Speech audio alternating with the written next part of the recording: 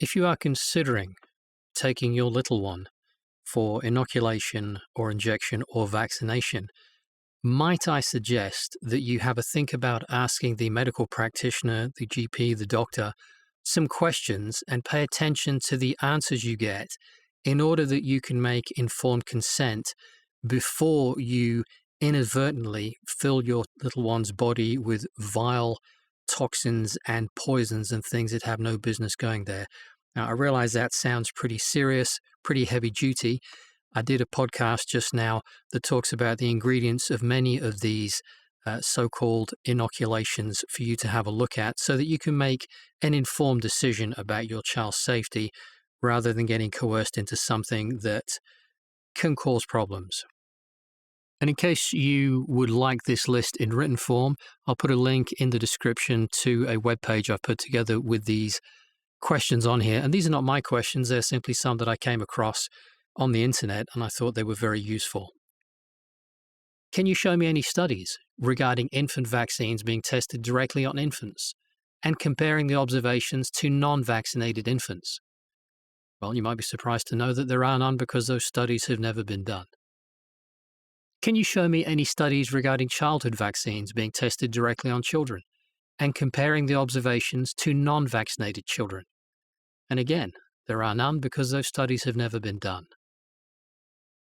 Can you show me any studies that prove giving more than one vaccine at a time has been proven safe? And again, there are none because those studies have never been done.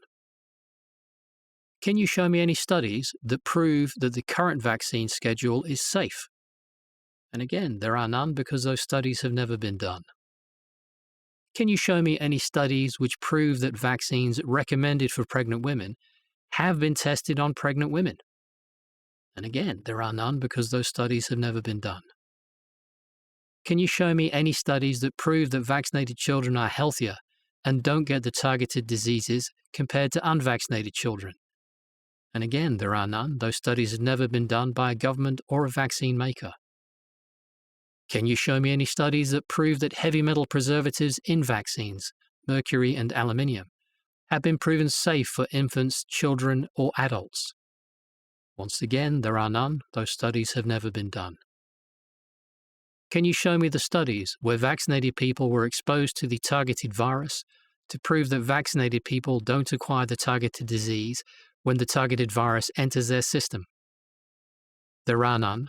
Those studies have never been done. Of course, that falls into the fallacy of contagion and the fallacy and hoax of germ theory. Can you show me the studies that follow a group of vaccinated people after they leave the hospital or doctor's office, which proves that the people who get vaccines don't fall ill after the shot? And again, there are none. Those studies have never been done. Can you show me the studies where vaccines were compared to any modality of healthy living, like sleep, exercise, water, vitamins, eating organic vegetables, and so on, for the effects on immunity? Well, there are none. Those studies have never been done. Can you explain to me, doctor, in a logical way, why antibody production after vaccine injection is the only proof needed to prove a vaccine works, even though many instances exist where a vaccinated person does produce disease-specific antibodies, yet still gets the targeted disease, and sometimes dies from that exact disease?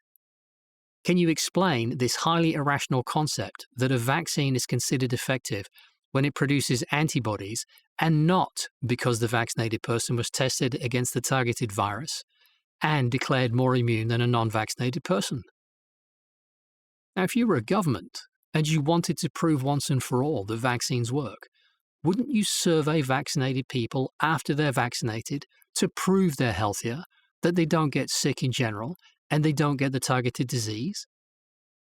What about surveying sick people with, say, the flu when they enter the hospital? Wouldn't it be a slam dunk to announce that everyone entering the hospital in, for example, 2014 to 2015 who had the flu were unvaccinated? Why do you think your government avoids doing these simple surveys? The governments, in other words, the ruling families, don't do these studies because they already know what's happening, because they've designed what's happening.